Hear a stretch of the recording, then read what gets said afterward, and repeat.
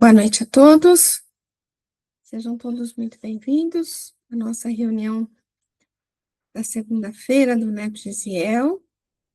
Hoje estamos iniciando, seguindo no objetivo desse ano, né, que é o Sermão do Cenáculo, e hoje iniciando o capítulo 18 de João, que fala: Jesus é o caminho, a verdade e a vida. É um capítulo um pouco longo, tem 31 versículos, mas como a gente vai iniciar o capítulo, a gente hoje vai dar uma lida no capítulo todo, né? Com paciência, assim, meio rapidinho. Vamos dar uma lida no capítulo todo, depois a gente volta no início e começa as reflexões, tá? Então, vamos lá, gente, vamos lá. Então, olha, Jesus é o caminho, a verdade e a vida, capítulo 14 de João. Não se perturbe o vosso coração. Credes em Deus, crede também em mim. Na casa de meu pai há muitas moradas. Se não fosse assim, não teria dito que vou preparar um lugar para vós. E se eu for e preparar um lugar para vós, venho novamente e vos tomarei para mim mesmo, a fim de que onde eu estiver, vós estejais também. Sabeis o caminho aonde eu vou. Tomé lhe disse: Senhor, não sabemos onde vais. Como podemos saber o caminho? Jesus diz: Eu sou o caminho, a verdade e a vida. Ninguém vem ao Pai senão por mim. Se me conheceis, conhecerei também a meu Pai. Desde agora o conheceis e o contemplais. Felipe lhe diz: Senhor, mostra-nos o Pai, isso nos é suficiente. Jesus lhe diz: Felipe, por tanto tempo estou convosco e não me conheceis? Quem me vê, vê o Pai. Como dizes, como dizes tu, mostra-nos o Pai? Não crês que eu estou no Pai e o Pai está em mim? As palavras que eu vos digo não falo de mim mesmo, mas o Pai que permanece em mim realiza as suas obras. Crede em mim, porque eu estou no Pai e o Pai está em mim. Crede, ao menos, por causa das mesmas obras. Amém, amém vos digo: aquele que crê em mim, as obras que eu faço, ele também fará, e fará maiores do que estas, porque eu vou para o Pai. E o que pedirdes em meu nome, isso farei, a fim de que o Pai seja glorificado. Se me pedirdes algo em meu nome, eu farei. Se me amardes, observareis os meus mandamentos. E eu rogarei ao Pai, e ele vos dará outro Paracleto, a fim de que esteja convosco para sempre. O Espírito da verdade, que o mundo não pode receber, porque não o contemplou, nem o conhece, vós o conheceis, porque permanece junto de vós e está entre vós. Não vos deixareis órfãos, venho para vós. Ainda um pouco e o venho para vós. Ainda um pouco e o mundo não mais me contempla. Vós me contemplais porque eu vivo e vós vivereis.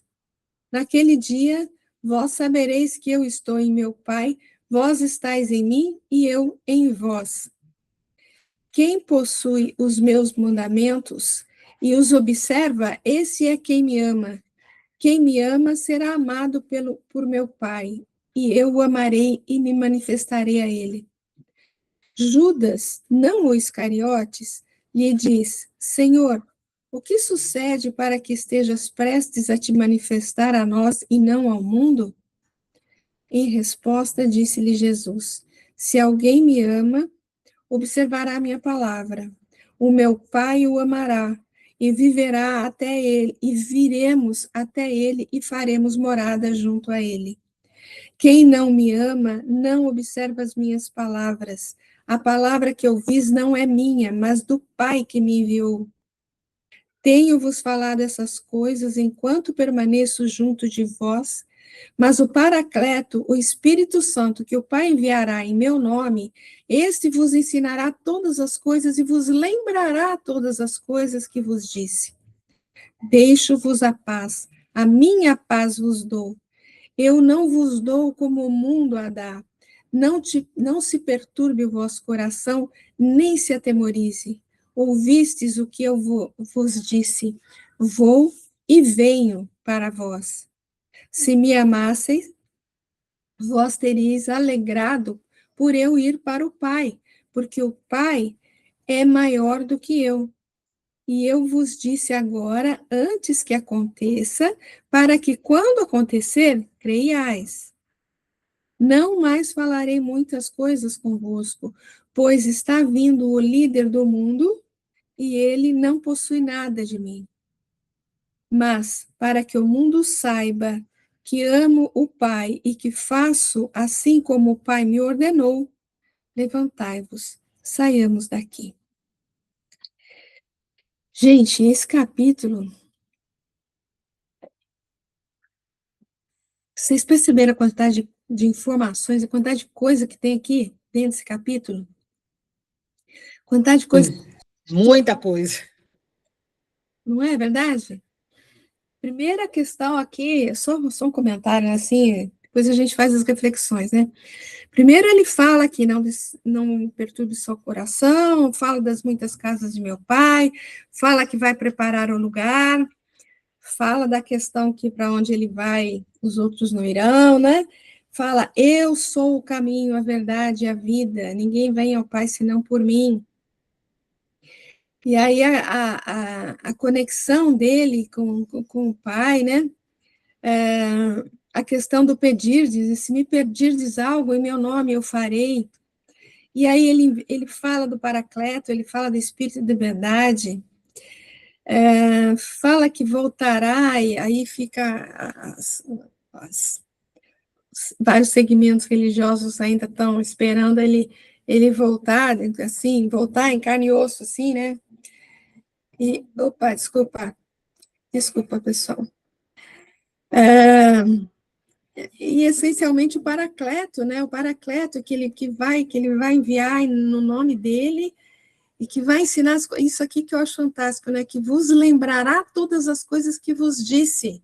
Quer dizer, ele sabia, né, que a gente ia distorcer tudo, que a gente ia bagunçar tudo esse negócio aqui, né? E aí, assim, peraí.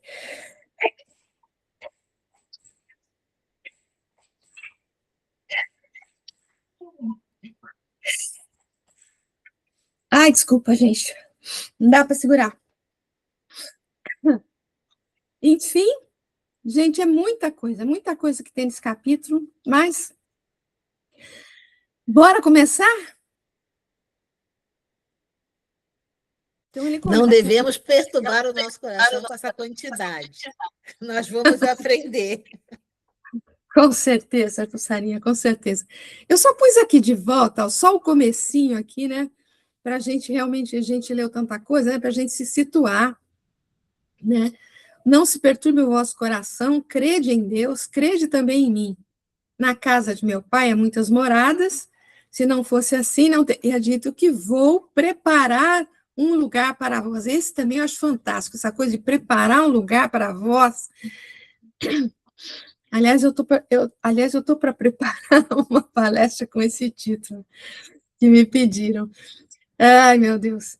E se eu for e preparar um lugar para vós, venho novamente, imagina aqui, e vos tomarei para mim mesmo, a fim de que onde eu estiver, vós estejais também. Sabeis o caminho. E Tomé pergunta qual é o caminho, né? Ele fala, eu sou o caminho, a verdade e a vida. Acho que a gente não vai conseguir ver tudo isso aqui hoje, tá? Mas, então vamos começar. Não se perturbe o vosso coração. Crede em Deus, crede também em mim. Alguém quer comentar alguma coisa aí só desse primeirinho aí? É a esperança, né? É a esperança da gente não se perturbar. Às vezes fica difícil, mas a gente tem às que vezes a ter. gente... Pode falar. Não, ele falou, a gente tem que tentar, né? Não se perturbar. Isso aí. Com relação também à ansiedade, né? A gente fica tão ansioso com tantas coisas e com tantas coisas que estão acontecendo, especialmente aí nos nossos dias, né? Tantos conflitos, tantas coisas acontecendo dentro do nosso país, fora do país, no planeta todo, né? Então, muitas vezes o coraçãozinho fica perturbado realmente, mas ele fala, calma, calma, calma, que ele está no controle, né? Vamos ler um bocadinho aqui, vai. Primeiro, o Fajardo. O coração, como órgão representante do sentimento, é a sede das emoções. Desta feita, quando algo nos inquieta, nele localizamos, em primeiro lugar, a desarmonia gerada pela inquietude. Não é do coração físico, obviamente, né, que Jesus falava, mas de sua significação para a vida emocional. Podemos dizer que o sentimento é o ponto de ligação da nossa existência atual com as anteriores, pois o que trabalhamos como preferências em uma encarnação vem em outra na forma de sentimentos mais sedimentados. Realmente, né? Ou vem em forma de sentimentos mais sedimentados, ou vem em forma de questões a serem trabalhadas, né? Questões a serem trabalhadas. Mas é o que nos vincula realmente ao que nós já vivenciamos, né? Seguindo, aprofundando um pouco mais, é assim o elo entre o eu atual e o eu crístico que existe em cada um de nós. Ao nos perturbarmos emocionalmente, peraí que está chegando alguém aqui. Glorinha.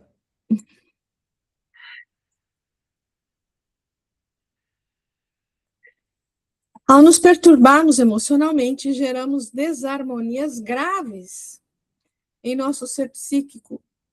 E as mesmas, num futuro mais ou menos próximo, podem também desequilibrar nosso vaso físico. E pior, com consequências ainda mais graves em nossa jornada evolutiva, de acordo com a forma pela qual administramos essas ocorrências.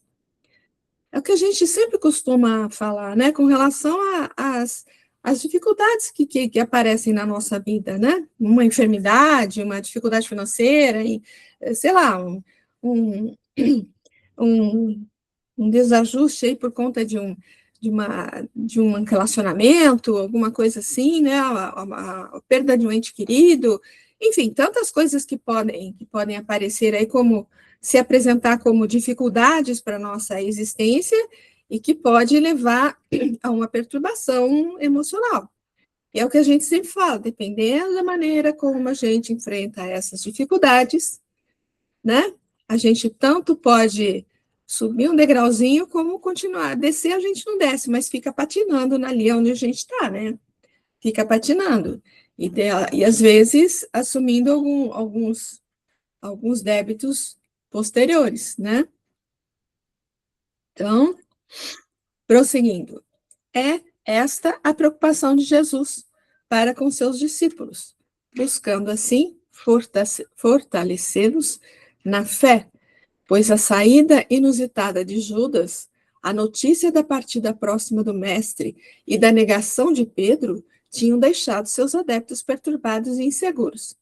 Lembra que a gente viu a Santa Ceia, Judas saiu e no que ele sai, ele começa a dar o seu ensinamento, né? Aí ele fala da partida dele. Aí ele fala que Pedro vai negá-lo 3 vezes. Então, realmente, era um misto ali de algumas más notícias, entre aspas, né, para eles, né? Só o apoio espiritual, buscando elevar o moral daqueles com com ele,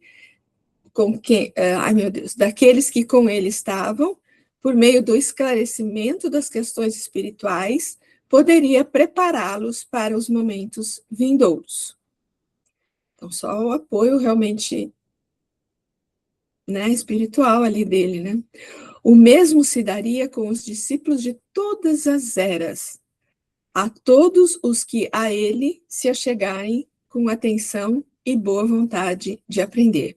Ou seja, a gente pode se incluir aqui, né? Em cada momento que, como a gente estava falando, em cada momento que a gente se depara com uma dificuldade, né? Com uma prova à nossa frente, com algum resgate, enfim, que a gente possa buscar esse apoio espiritual que ele falou aqui na segunda frase, que a gente possa buscar esse apoio espiritual na oração, na doutrina, no evangelho, no estudo, no passe, enfim, que a gente possa buscar esse apoio, mesmo que a gente tenha ali a nossa mente esclarecida, né? Que a gente possa buscar, sim, sem dúvida, não só em cada momento de dificuldade, mas em todos os momentos, né? Com certeza. Comentários? Por enquanto, não. Então, opa, prosseguimos, então? Opa, peraí. Vamos lá. Aí vem o texto do Emmanuel, gente. Coração puro. Ele fala para não inquietar o coração, né? Que manter o coração tranquilo. Então, vamos lá, ó. Guarda contigo o coração nobre e puro. Não afirmou o Senhor, não se vos obscureça o ambiente, ou não se vos ensombre o roteiro, porque criatura alguma na experiência terrestre poderá marchar constantemente a céu sem nuvens. Quer dizer, a gente vai sempre ter alguma dificuldade, né? No mundo haverá conflitos, aflitos, né?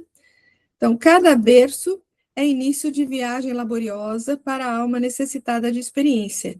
Ninguém se forrará aos obstáculos. Eles vão aparecer de toda forma, né? No mundo tereis aflições. O pretérito ominoso, para a grande maioria de nós outros, os viandantes da terra, levantará no território do nosso próprio íntimo os fantasmas que deixamos para trás, vagueantes e insepultos, a se exprimirem naqueles que ferimos e injuriamos nas existências passadas, e que hoje se voltam para nós, à feição de credores inflexíveis, solicitando reconsideração e resgate, serviço e pagamento. Não passarás assim no mundo sem tempestades e nevoeiros, sem o fel de provas ásperas ou sem o assédio de tentações.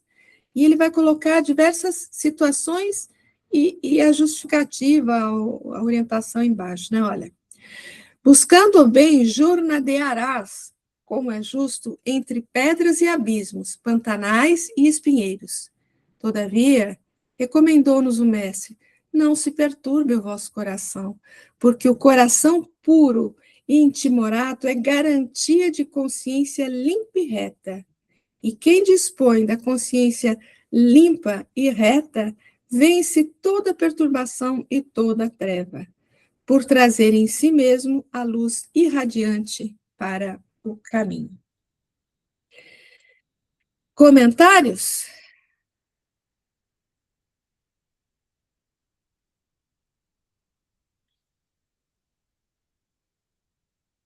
Olha agora, o cálice para sempre, assim? Não? Não no cálice para sempre, não, tá? Prosseguimos, então. Mais um pedacinho. Aderis a Deus e aderir também a mim. Essa é a tradução do Fajardo, né? Vamos voltar aqui só, ó. Aqui, na tradução que a gente pegou do Haroldo, é credes em Deus, crede também em mim, tá? Mas ele coloca uma outra tradução aqui. Vamos ver.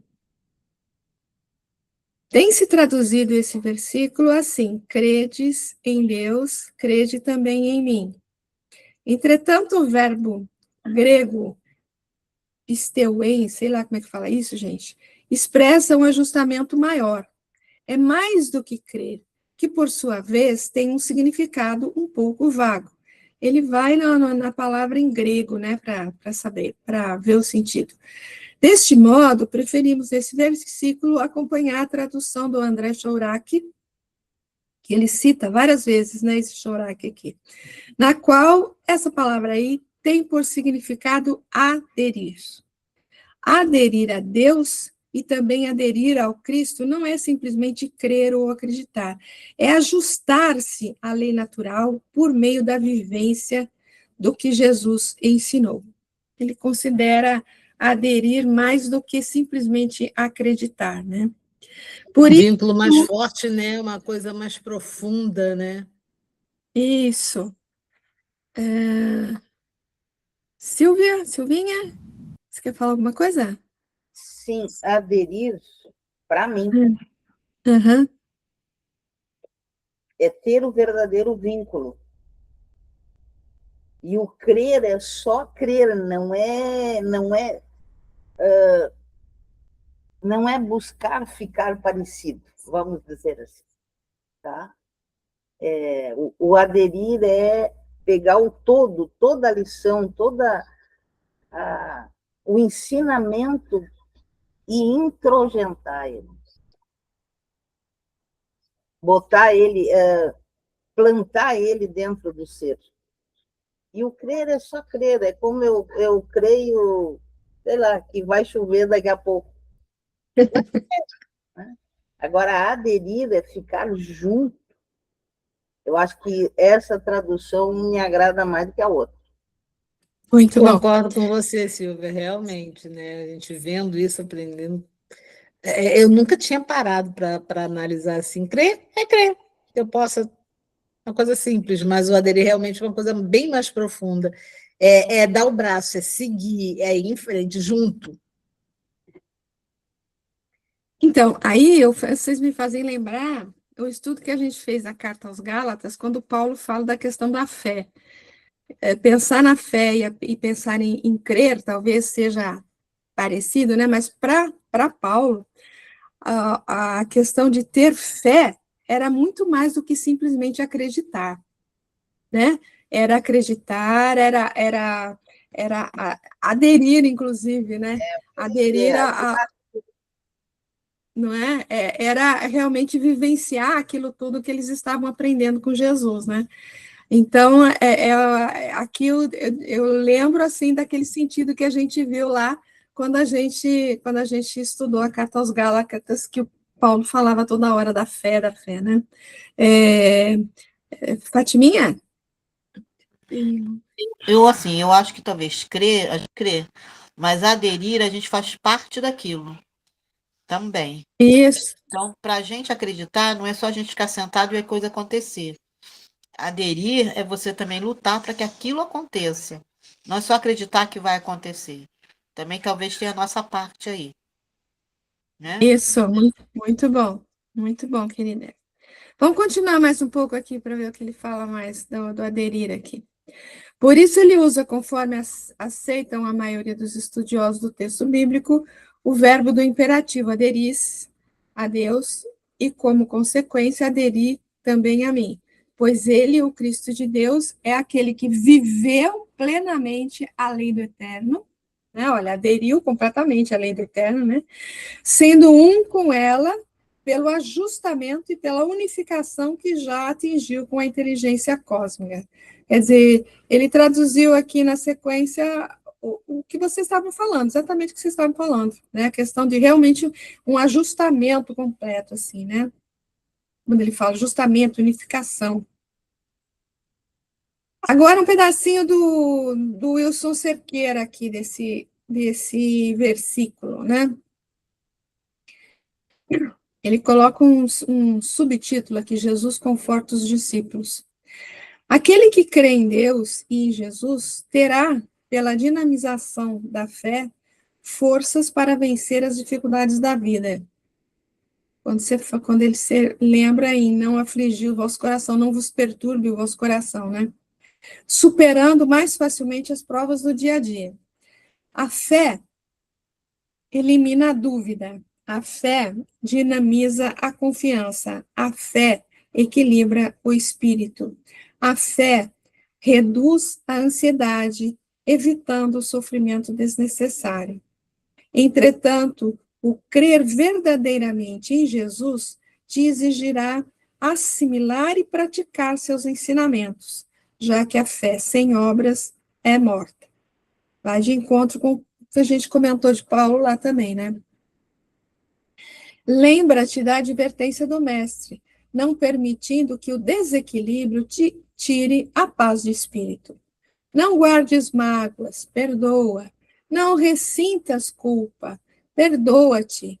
Não agridas aquele que te fere, ama-o pela compreensão, entendendo os porquês das atitudes inadequadas que ele demonstra, mesmo não gostando do que ele te fez. Lembra-te que somente crendo atitudinalmente no Pai e no Filho, poderás viver e aproveitar na plenitude as tuas oportunidades de redenção espiritual. Tudo bem, pessoal? Quando ele fala aqui, ó, crendo atitudinalmente, quer dizer, crendo, mostrando que você crê com as suas atitudes, realmente, com o que você faz, ou seja, vivenciando mesmo, né? Pode falar, querida. Hoje eu tô um papagaio. Que bom, que bom. Vou dar um meu exemplo para ver o crer e o aderir, tá? Eu fui criada na religião católica, colégio de freira, tendo que ir na missa. Eu acreditava em Deus, mas eu ia na missa para fazer bagunça. A turma era... Bom, as freiras ficavam de cabelo em pé, né? Apesar de estar com aquela touquinha que eu não sei o nome. No momento que eu me tornei espírita, a minha atitude mudou, porque tu começa a aderir os ensinamentos e a se transformar. Eu acho que tudo isso que eles estão dizendo aí é a transformação interna de cada um, seja a crença que for. Mas o negócio é se transformar, é praticar o que ele disse. Fui. Muito bom, minha Flor, muito bom, querida. Obrigada pelo testemunho, né? Testemunho sempre é muito bom. Vamos lá, ó, mais um texto de Emmanuel, gente. Perante o mundo, que o Emmanuel comenta exatamente esse versículo aí, né? O 14.1. Clamas que não encontraste a felicidade no mundo, quando o mundo, bendita universidade do Espírito, dilapidada por inúmeras gerações, te inclui entre aqueles de quem espera cooperação para construir a própria felicidade. Nossa, só essa primeira frase já... né, você reclama porque não está feliz no mundo. Mas você esquece que o mundo é essa bendita universidade, né, que te chama para construir a felicidade do mundo e a tua própria felicidade, né? Você está aqui para conquistar a sua própria felicidade, para progredir, porque o progresso vai levar à tua felicidade, né? É como a Fátima falou, né? A gente tem que agir, não é para ficar esperando cair do céu. Depende tudo de nós. Com certeza. Vamos lá. Quando atingiste o diminuto porto do berço, como a fadiga da ave que tomba inerme, depois de haver planado longo tempo sobre mares enormes, conquanto chorasses, argamassavas com teus vagidos a alegria e a esperança dos pais que te acolhiam entusiasmados e jubilosos, para seres em casa o esteio da segurança. Alcançaste o verde refúgio da meninice e, embora mostrasses a inconsciência afável da infância, foste para os mestres que te afagavam na escola a promessa viva de luz e realização que lhes emblemava o porvir. Então, as freirinhas, apesar de ver você bagunçando, elas sabiam que você era a promessa de viva a luz, Silvinha. Essa é boa. Chegaste ao róseo distrito da juventude, e apesar da inexperiência em que se te exploravam todos os sonhos, os dirigentes de serviço na profissão que abraçaste contavam contigo para dignificar o trabalho e clarear os caminhos. Constituíste o lar próprio, e não obstante tateasses os domínios da responsabilidade, em meio de flores e aspirações, espíritos afeiçoados e amigos te aguardavam generoso concurso para se corporificarem na condição de teus filhos através da reencarnação. Penetraste os círculos da fé renovadora que te honra os anseios de perfeição espiritual, e se bem que externasses imediata necessidade de esclarecimento e socorro, companheiros de ideal saudaram-te a presença na certeza de teu apoio ao levantamento das iniciativas mais nobres. Casa que habitas, campo que lavras, plano que arquitetas e obras que edificas, solicitam-te paz e trabalho. Amigos que te ouvem rogam-te bom ânimo. Doentes que te buscam suspiram por melhoras. Criaturas que te rodeiam pedem-te amparo e compreensão para que lhes acrescentes a coragem. Coisas que te cercam requisitam-te proteção e entendimento para que se lhes aprimore o dom de servir. Tudo é ansiosa expectativa ao redor de teus passos. Não maldigues a terra que te abençoa. Afirmas que esperas em vão pelo auxílio do mundo. Entretanto, é o mundo que espera confiantemente por ti. Comentários, pessoal?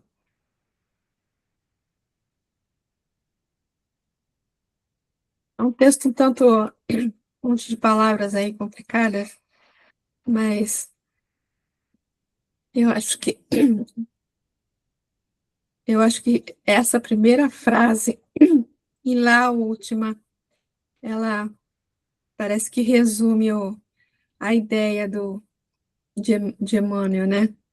Que a gente reclama tanto de tantas coisas, né? Reclama do mundo, mas a gente está aqui justamente para buscar a nossa felicidade, né? E aí, aqui, ó, afirmas que esperem vão pelo auxílio do mundo. Entretanto, é o mundo que espera confiantemente por ti, né? Quando eu sempre me lembro do prefácio do Paulo Estevão, onde o onde Emmanuel fala, né, das questões. A gente espera um pouquinho só. Estou aguardando um negócio aqui. Disso. Aí ele fala lá que Jesus faz tanta coisa, tal, confiamos tanto no Mestre, tal, mas a gente não pode esquecer que ele conta conosco. Ele conta conosco, e lá eu lembro que ele fala que ele precisa dos nossos braços, ou seja, no sentido figurado, né? Ele precisa que a gente trabalhe, que a gente aprimore o dom de servir, como está aqui na linha 11 aqui, né? Ou seja, ele conta conosco. É aquela história, né? Deus ajuda a criatura através da criatura, não é? Então, nós estamos aqui, não é só por nós, não, mas nós estamos aqui por todos, por todos. Fala, Silvinha. Desculpa, passou uma moto aqui, amigo. Até porque vamos dizer assim, a obra, né, os ensinamentos de Cristo, eles só vão ser divulgados se nós fizermos isso. Isso. Porque se enterrarmos, acabou. Não existe mais Jesus. Se a gente parar de falar, parar de ensinar as gerações futuras de como agir, não existe mais cristianismo. Então, isso depende só do nosso movimento. Só de nós aderirmos. Vou voltar ali, vou aderir. Isso, mas é isso mesmo. E você me faz lembrar também, tá lá eu estou com o Paulo Estevão hoje na cabeça. No Paulo Estevão tem um momento que Paulo tá junto com Barnabé. Eles foram para. Ele não tinha iniciado ainda as viagens, mas ele estava voltando de uma ida para Jerusalém por uma missão que deram para ele, né? E foi ele e Barnabé. E ele sentiu ali na Casa do Caminho em Jerusalém, né? Uma condição tão complicada, assim, ainda uma grande tendência do pessoal ali, porque tinha Tiago ali que ia muito, assim, assentia muito às questões do farisaísmo, né? Do judaísmo e tal. Então, ele voltou de lá tão desanimado, e ele fala para Barnabé, se a gente não tomar uma atitude, o cristianismo vai morrer no meio do judaísmo, entre o farisaísmo aí todo, né? Então, ele toma ali uma decisão ali junto com Barnabé, e Barnabé aceita, né, de fazer as viagens, né? Ou seja, de divulgar a mensagem do Cristo, porque se ficasse do jeito que estava, ia morrer no meio do farisaísmo, né? Então, é bem o que Emmanuel tá pedindo aqui, né? O mundo espera confiantemente por ti. Seguimos? Vamos para o 2? Na casa de meu pai há muitas moradas. Se não fosse assim, não teria dito que vou preparar lugar. Cada vez que se fala, né, de há muitas moradas na casa do meu pai, obviamente, a primeira coisa que vem são todos os planetas, são todos os orbes, né, que também são moradas, né, é a primeira coisa que vem, né. Mas, assim, existem tantas outras maneiras de entender isso, né. A outra maneira, assim, mais óbvia, é o teu corpo é uma morada que Deus te deu, para você estar aqui tentando mais uma vez se melhorar, né? E a gente pode pensar também nas condições espirituais, né? Se você pensar na morada como a sua casa mental, você pode fazer dela muitas moradas diferentes, né? Muitas moradas diferentes. Você pode, no momento que primeira vez que você leu O Nosso Lar, você viu lá o umbral, você viu o nosso lar, ou seja, moradas diferentes de uma mesma, aqui dentro desse orbe, né? As tantas moradas diferentes que podem existir, né? E então vamos ouvir a Silvia agora. Daqui a pouco Fala, minha flor. Eu já penso em reencarnação. Também porque quando eu falei o corpo, são as diversas moradas que ele dá em cada uma das encarnações para a gente, né? É isso aí, Silvinha. É isso aí. Então, mas vamos ver o que é falado aqui, vai. Na casa de meu pai há muitas moradas. A casa do pai é todo o universo. Então, como a gente falou, tantos orbes por aí, né? As várias moradas são as infinitas possibilidades evolutivas em que se encontram todos os seres criados. Assim, há mundos onde a perfeição é o estado natural, como a outros, dando os primeiros passos na escola evolucional. Quando Jesus diz, peraí, quando Jesus diz, meu Pai, tá, porque ele fala aqui, ó, gente, na casa do meu Pai, há muitas moradas, né? E a gente já comentou isso aqui na nossa, nas nossas reuniões aqui, mas vamos só dar uma pinceladinha aqui. Tem muitos momentos que ele fala meu Pai, outras vezes ele fala nosso Pai, e outras vezes ele fala vosso Pai. E cada uma dessas maneiras é uma maneira de pensar no Pai, vamos dizer assim, né? Quando ele fala meu Pai, é a concepção que ele tem de Deus. Quando ele fala vosso Pai, é a concepção que nós conseguimos atingir, que é muito diferente da percepção que ele tem. Não é? Ele tem uma percepção muito maior do que a percepção que a gente tem do que é Deus. A gente não tem percepção nem do que é Jesus, quanto mais Deus, né? A gente está muito longe ainda de realmente, né? E tem no Livro dos Espíritos, né? Uma questão lá que diz que por que a gente não tem condição de entender o que é Deus? Ele fala que nos falta um sentido, né? Talvez o sentido seja o amor, né? De realmente o amor integral como ele nos amou, né? E quando ele fala nosso Pai é Pai nosso que estás no céu, né? Já é uma concepção que tanto faz a maneira como ele encara ou como nós encaramos. Mas meu Pai e vosso Pai é uma diferença muito grande, porque quando você pensa em vosso Pai, a ideia que eles tinham, por exemplo, na época, ainda era daquele Deus vingativo, né, daquele Deus que às vezes tinha raiva, né? Então, era uma ideia de Deus muito parecida com o humano, com o homem, né? Porque com raiva, com sentimento de vingança, mas um homem mais um pouco melhorado, vamos dizer assim, mas um homem, né? Um homem humano, né? E é diferente, né? Então, é isso que ele vai falar aqui, ó. Quando Jesus diz meu Pai, ele vos fala do Pai, do seu modo superior de entender.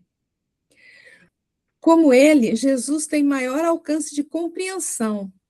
Pode ver muito mais do que qualquer um de nós a infinidade dessas moradas, pois o que é maior pode mais do que o menor. É esta visão plena que ele quer dar a seus discípulos. Como estes, ou nós mesmos, não têm a possibilidade de compreendê-lo totalmente, ele faz uma adequação chamando Deus de Pai e todos esses estados em que se pode encontrar um espírito de moradas. Desse modo, ele fala dos bilhões e bilhões de estrelas existentes no cosmos, como dos vários planos extrafísicos de nosso peregrino globo, como também do estado íntimo em que cada um de nós se encontra, é o micro e o macro se fazendo um. Então, ele tanto fala dos bilhões e bilhões de estrelas, né, do universo, como ele fala do estado íntimo que a gente pode se encontrar, né? Ou dos vários planos que estão aqui nesse orbe, né? Como a gente falou, a gente tem no mundo espiritual, a gente tem vários patamares, vamos dizer assim, de evolução, né? Que eu me lembro agora do Asclépios, lembra do Asclépios? Obreiros da Vida Eterna? Foi aquele que André Luiz está ali com um orientador, que eu não lembro o nome do orientador, mas eles fazem um trabalho ali para materializar o Asclépios num quadro. Lembra? O André Luiz fica encarregado de fazer as graminhas ali, né? E ele é materializado num quadro. E aí ele tem lá uma preleção, lá uma fala e tal, o André Luiz pergunta assim, nossa, mas ele deve ser de um outro orbe, né? De um outro mundo aí, muito mais elevado que o nosso, tal, né? E o cara fala assim, não, ele é aqui da Terra, só que está num plano muito mais elevado, quer dizer, tem uma morada muito acima daquela que eles estavam ali, né, do nosso lar. Ele chegou, o André Luiz chegou, saiu do umbral, mas chegou a visitar estados, locais assim, bem mais inferiores do que o próprio umbral que ele saiu, né? Então, dentro do mesmo orbe, a gente tem essas moradas diferentes, né? Que é o estado, espiritual, né? Evolucional dos espíritos que ali se agrupam, né? Tudo bem, pessoal? Não sei se eu me fiz entender. Tá tudo bem, sim. Deu para entender legal. Então tá. Aí quem sabe o Emmanuel explica melhor do que eu, né? Com certeza. Com certeza ele explica aqui, ó, moradias de luz. Certa vez, disse o Divino Mestre, existem muitas moradas na casa de meu Pai. Certamente Jesus se referia à imensidão do universo e às residências do homem. No entanto, é natural respeitar-lhe a palavra em sentido mais alto. Cada criatura humana, a rigor, reside em espírito nos seus próprios pensamentos.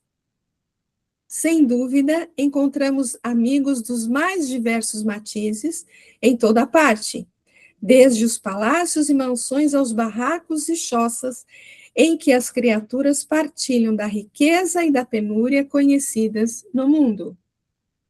É razoável, porém, ponderar que os chamados ricos e pobres residem mentalmente no contexto das ideias que alimentam diante da vida.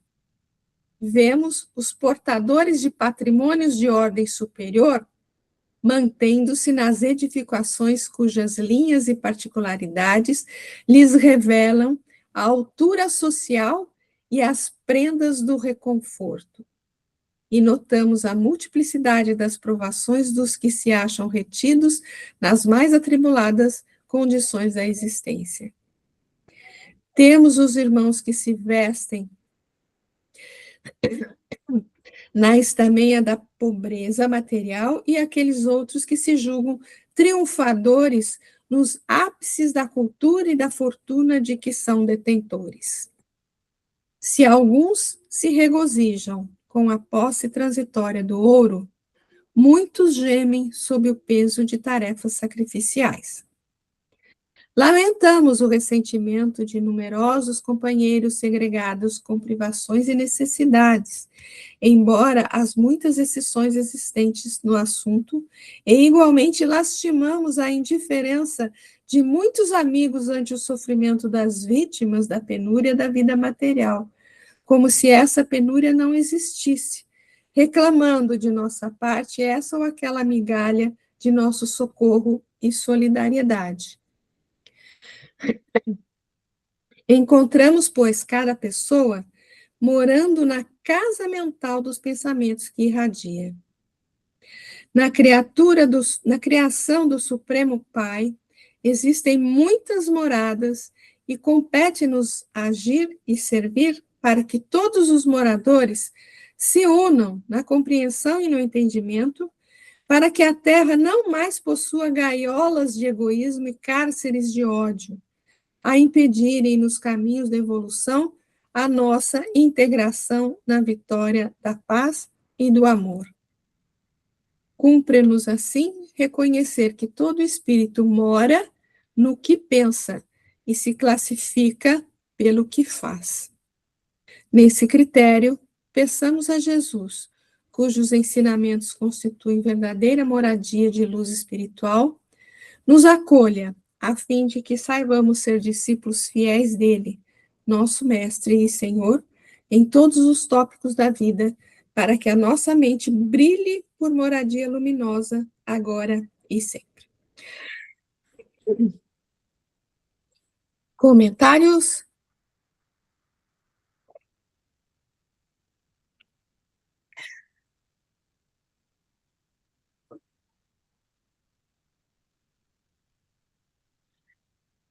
Prosseguimos então mais um pouquinho. Se assim não fosse, eu vos teria dito.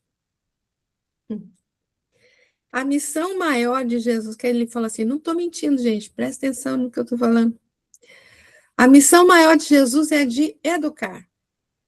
Ele é o mestre por excelência, o educador maior da humanidade. Deste modo, ele não pode, de maneira nenhuma, divulgar algo falso ou usar a palavra para ensinar inverdades. Se assim não fosse, eu vos teria dito. Ou seja, eu tenho um compromisso com a verdade. E se fosse de outro modo, é disto que eu estaria vos falando. Assim, é preciso compreender que Jesus jamais deixou de atender às expectativas daqueles que creem ou creram nele, no que diz respeito às revelações.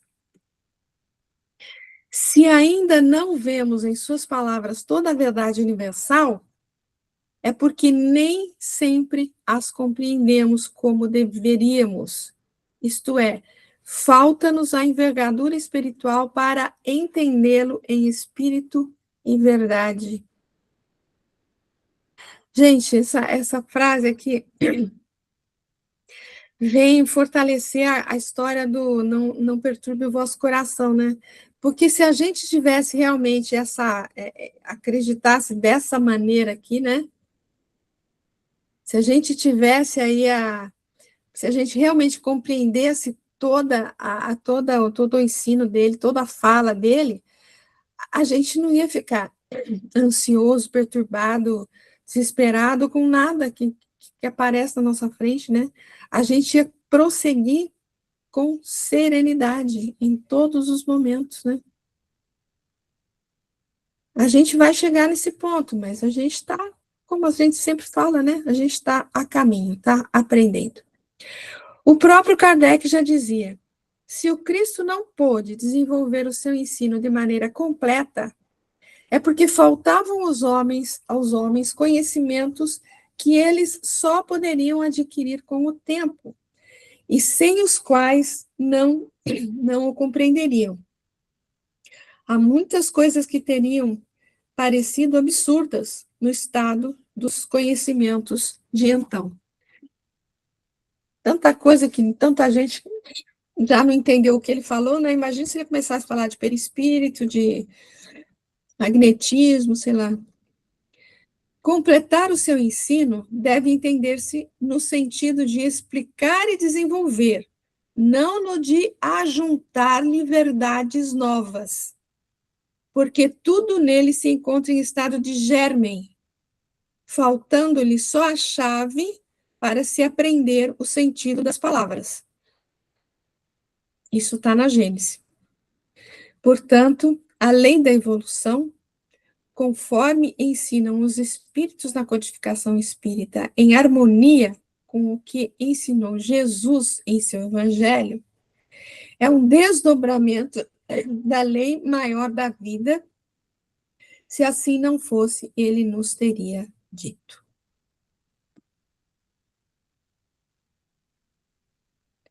Querem comentar alguma coisa, gente?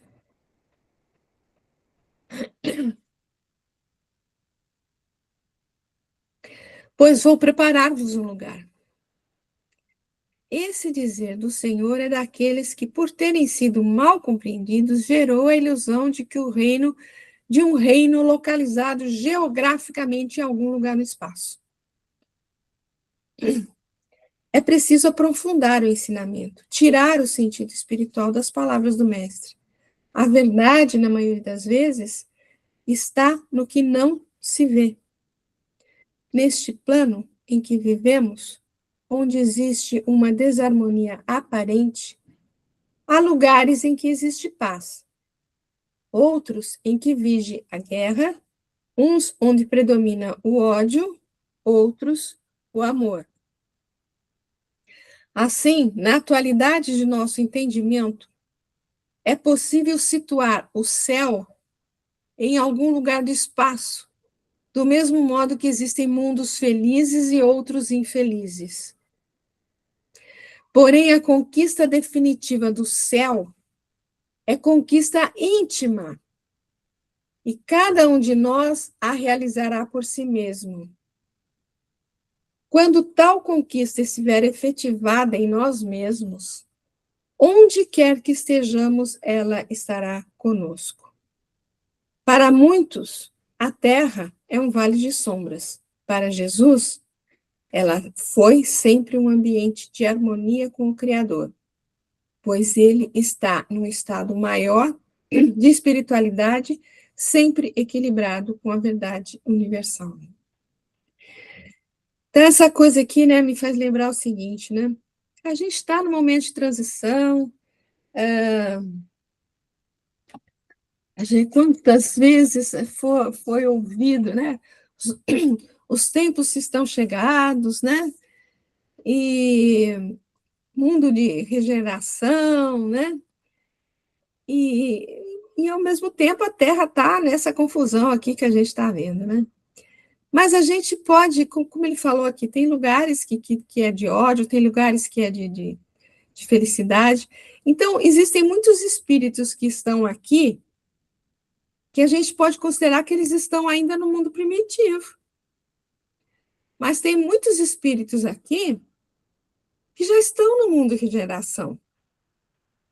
Você acredita que um Chico Xavier podia ser considerado como mundo de provas e expiação? Não, ele já estava no mundo de regeneração, ele já estava no mundo feliz. Aqui, encarnado aqui, ele já era um espírito regenerado, né? Então, tem alguns que estão aqui, mas que já... Porque se você pensar, o que é o final dos tempos, né? É quando o reino de Deus for realmente implantado no coração do homem, né? Mas tem muitos por aí que já estão com o reino de Deus implantado no seu coração. Muitos que estão aí no anonimato, que a gente nem sabe deles, né? Alguns a gente fica sabendo de tantas coisas aí que fizeram, tal, né? Um Chico Xavier, um Divaldo Franco, sei lá, de alguns, Eurípides Barçanufo, sei lá, né? Mas tem muitos aí no anonimato, nesse sertão de meu pai aí, né? Que já estão no mundo de regeneração, gente. Já está regenerado, né? Então, realmente é uma conquista íntima. E o mundo é essa transição. É aquela história da panela de pipoca. Lembra que a gente comentou da panela de pipoca, do mundo de regeneração? Ou vocês não lembram? Não? Eu falei que a transição, o mundo de regeneração, é que nem uma panela de pipoca. Porque quando você põe a panela no fogo com a pipoca, né? O que acontece? O que é a transição? Primeiro estoura uma pipoquinha aqui, outra pipoquinha ali, outra pipoquinha ali, outra pipoquinha ali, até que a panela fica cheia de pipoca estourada, né? Chega um momento que estoura tudo, né? Aí a gente tira do fogo. Primeiro ela passa no fogo, né? Tá aquela parte complicada de levar o bumbum apertado no fogo ali, né? Então, no momento que a panela toda estiver completada, assim, estiver cheia, então você tira do fogo. Mas sempre sobe uns piruazinhos, né? Então, você pega aquelas pipocas, põe numa vasilha, põe numa outra vasilha, né? Mais adequada, mas sempre sobe uns piruazinhos que você envia para um outro recipiente. Né? Esse é o momento da transição. Né? Então, existem muitas pipoquinhas que já estouraram por aí. Né? Muitas pipoquinhas que já estouraram. Falta muito estourar ainda, mas fala, minha flor. Vamos pensar lembrar de Capela, né? Onde eles tiveram justamente essas pipocas que já começaram a melhorar, foram para o mundo de regeneração, e os piruazinhos vieram para a Terra, né? Os exilados de Capela vieram para cá. Aí nós aqui, tudo piruá. É. Aí eu estava pensando, conversando sobre isso com uma amiga, né? Eu falei assim, gente, eu não quero ser isolado da terra, não. Tem que melhorar, começar a melhorar para poder ir para a regeneração. Mas a gente tem que pensar isso mesmo, né? O que, que a gente quer, como é que a gente tem que agir, como está mostrando desde o início. Só depende da gente, de mais ninguém, né? De realmente colocarmos isso dentro de nós, de irmos em frente, modificarmos. Claro que a gente vai cair, vai, mas ter uma parte maior, porque não somos perfeição. Não vamos ser, é mundo de regeneração, não é mundo feliz ainda, né? Mas a gente não, nós não estamos tão ruinzinhos assim, então a gente consegue passar, ser a pipoca que estourou, não o piruazinho que está lá dentro. Não seremos exilados da terra. Com certeza. E lembrando, né, Jussarinha, que é mundo de regeneração, não é mundo regenerado. De regeneração. Você vai para lá para continuar se regenerando, né? Para continuar progredindo, né? É o mundo de como é que está no Evangelho? É como se fosse um. Ai, está fugindo o nome aqui. Quando você sai de uma cirurgia, você vai se restabelecer, né? Como se estivesse restabelecendo de um de regeneração, não é regenerado. Mas vamos prosseguir mais um pouco aqui, vai. Dizendo desse modo, pois eu vou preparar-vos um lugar, Jesus vos fala da importância de ir, deixando os seus discípulos no mundo, para que eles, fazendo uso do que aprenderam, pudessem por si mesmos conquistar efetivamente o reino pela vivência do Evangelho. Lembra que a gente falou, né? Ele fica orientando até um certo ponto, depois ele fala, bom, agora eu tenho que ir, porque agora vocês têm, é que nem o pai que está ensinando a criança a andar de bicicleta, né? Ele fica ali do lado segurando, tem um momento que ele tem que deixar, ele não vai sumir, ele vai estar ali do lado, mas ele tem que deixar a criança fazer por si, né? Então a gente tem que fazer por si para aprender, né? Então por isso que ele tinha que ir, né? Ele tinha que ir. O Rabi nos fala de um lugar e não o lugar, confirmando o que dissemos, que não existe um local fixo denominado Reino dos Céus, mas que em qualquer lugar onde estejamos, se estivermos em conexão com as leis imutáveis, estaremos no lugar preparado que sempre foi nosso desde o princípio dos tempos, né? Que é o que a gente falou, né? Não importa onde que a gente estiver, muitas pipoquinhas devem estar andando por aí já regeneradas nesse mundo que a gente ainda considera como provas de expiação. Tudo bem? Tudo bem? Eita, eu encosto aqui, vai que vem.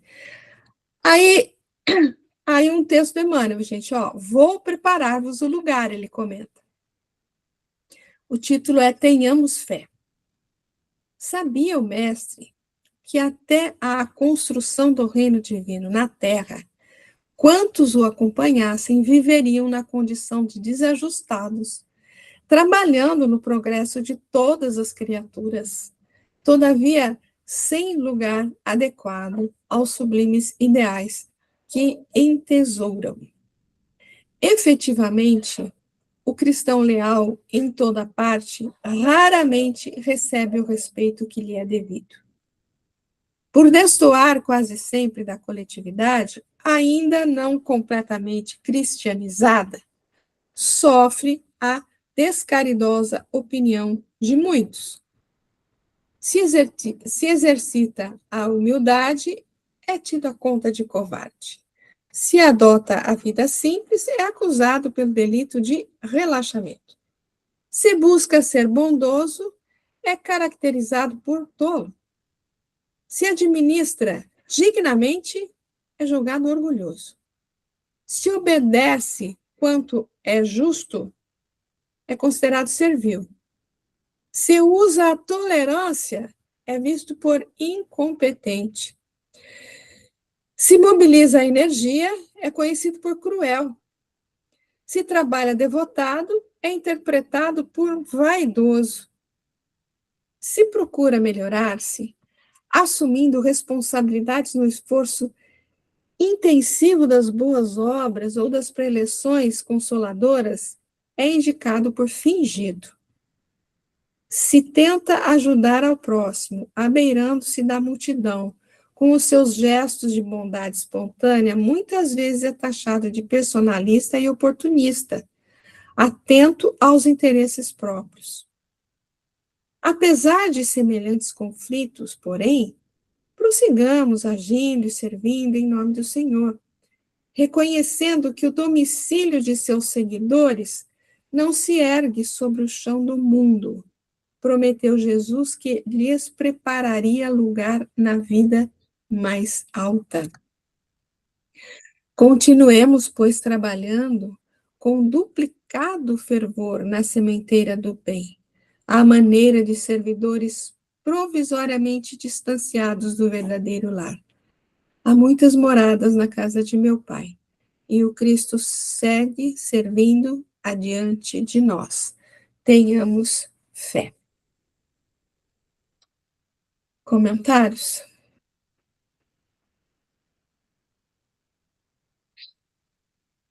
O que falar, não?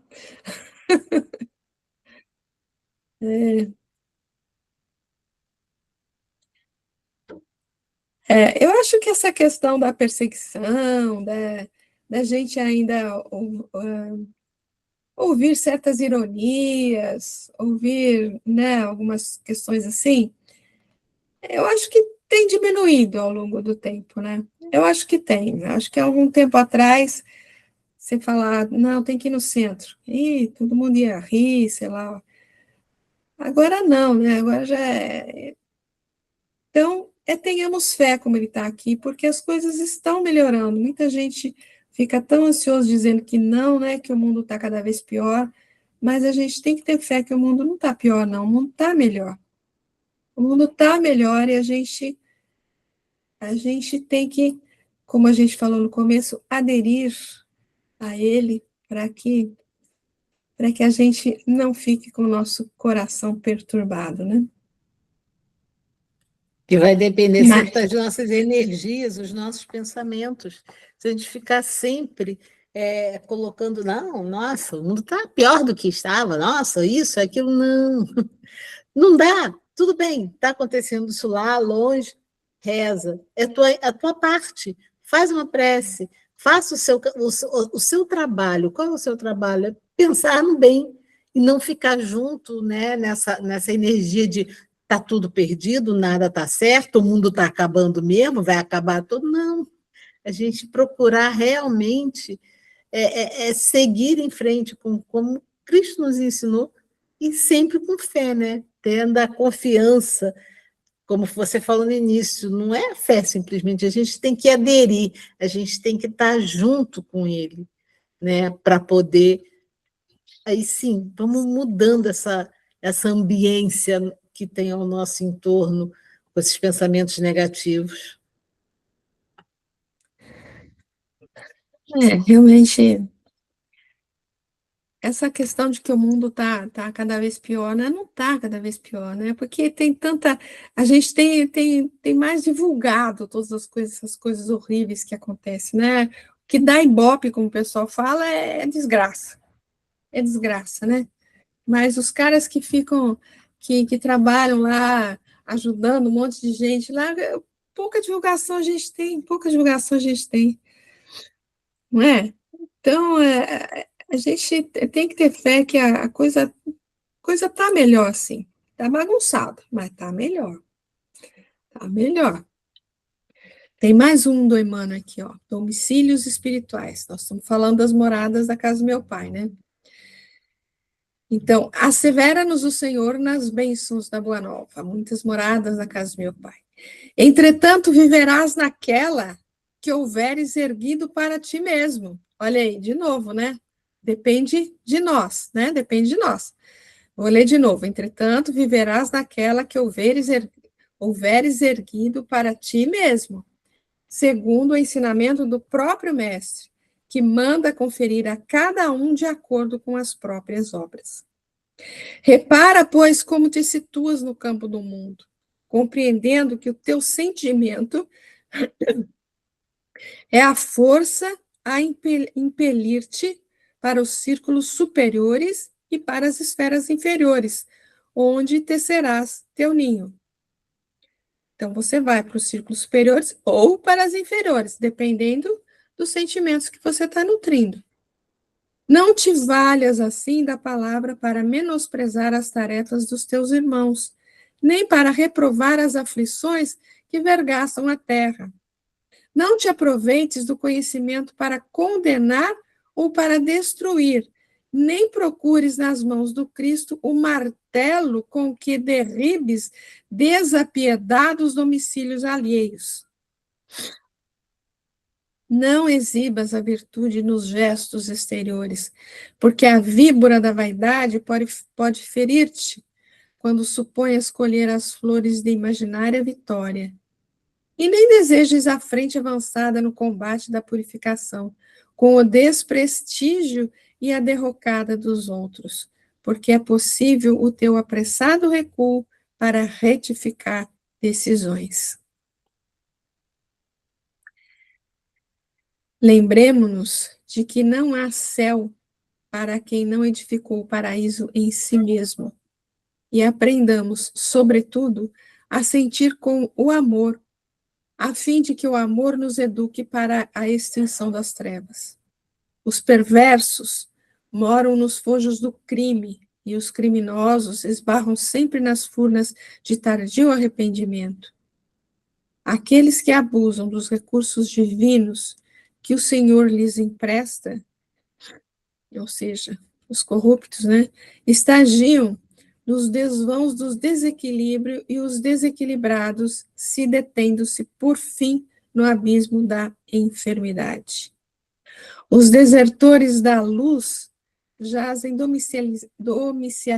domiciliados nas sombras, e os habitantes das sombras demoram-se em lamentável cegueira de espírito.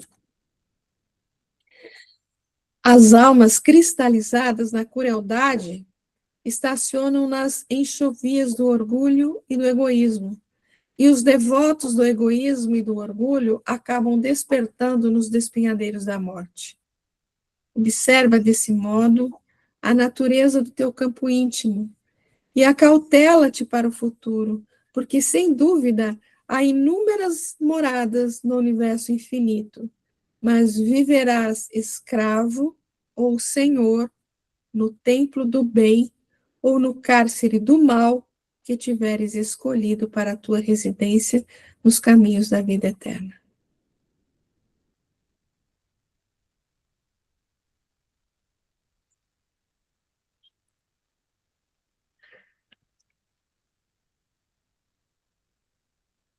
Vamos evitar o pessimismo, né? E pensar sempre no positivo, no otimismo. Certamente. Finalmente, gente, mais um aqui, no livro da Esperança, no Reino em Construção. Também o mesmo texto aí, o mesmo versículo aí que ele comenta, né? Escutaste o pessimismo que se esmera em procurar as deficiências da humanidade, como quem se demora deliberadamente nas arestas agressivas do mármore de obra-prima inacabada e costumas dizer que a terra está perdida.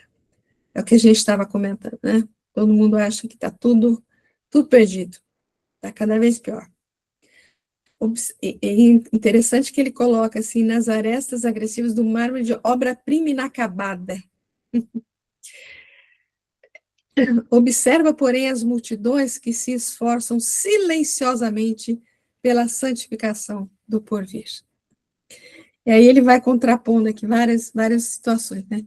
Compulsaste as folhas da imprensa, lendo a história do ator de homicídio lamentável, e sob extrema revolta trouxeste ao labirinto das opiniões contraditórias a tua própria versão do acontecimento, asseverando que estamos todos no teatro do crime. Recorda, contudo, Os milhões de pais e mães tocados de abnegação e heroísmo que abraçam todos os sacrifícios no lar para que a delinquência desapareça. Então, ele vai mostrando, gente, uma situação complicada, mas o outro lado da situação, né?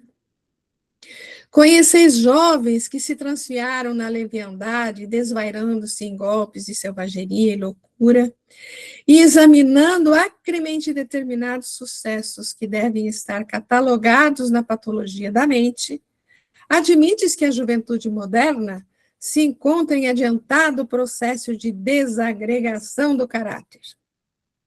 Relaciona, todavia, os milhões de rapazes e meninas debruçados sobre livros e máquinas, através do labor e do estudo, em muitas circunstâncias imolando o próprio corpo à fadiga precoce para integrarem dignamente a legião do progresso.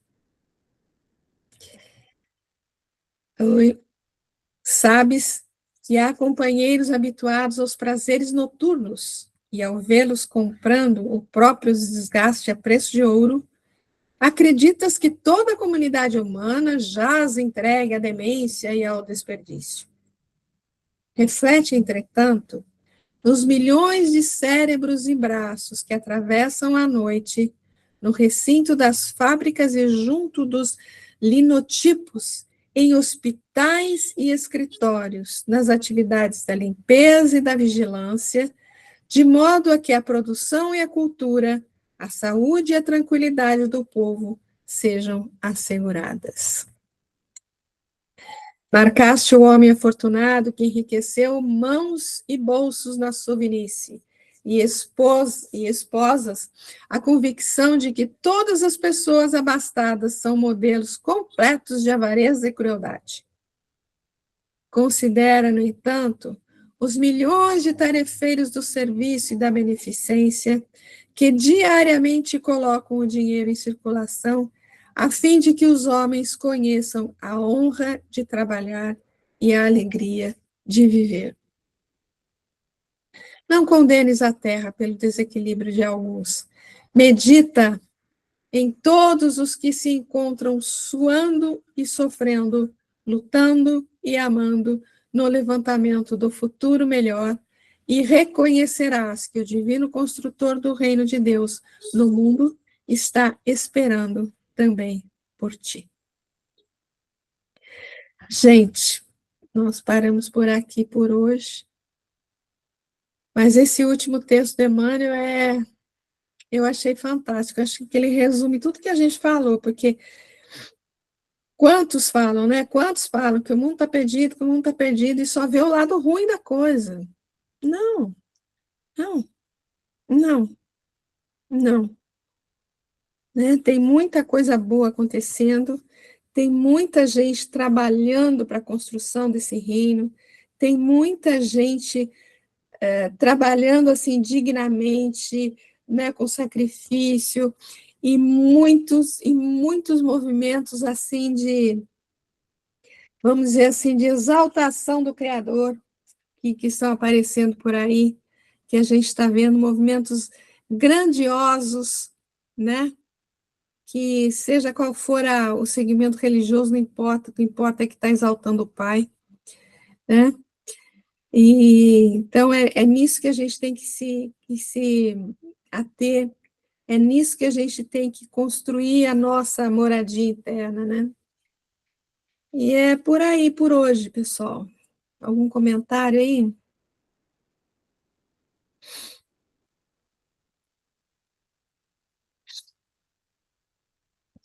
Encerramos por aqui, então? Encerramos. Então, pessoal, muito obrigado. Muito obrigado pelos comentários que foram belíssimos. E, se Deus assim o permitir, semana que vem a gente está de volta. Prosseguindo aí com o capítulo 14 de João, que é um capítulo maravilhoso, né, gente? Maravilhoso. Um beijo no coração de todos, fiquem com Deus e cuidem-se, cuidem-se.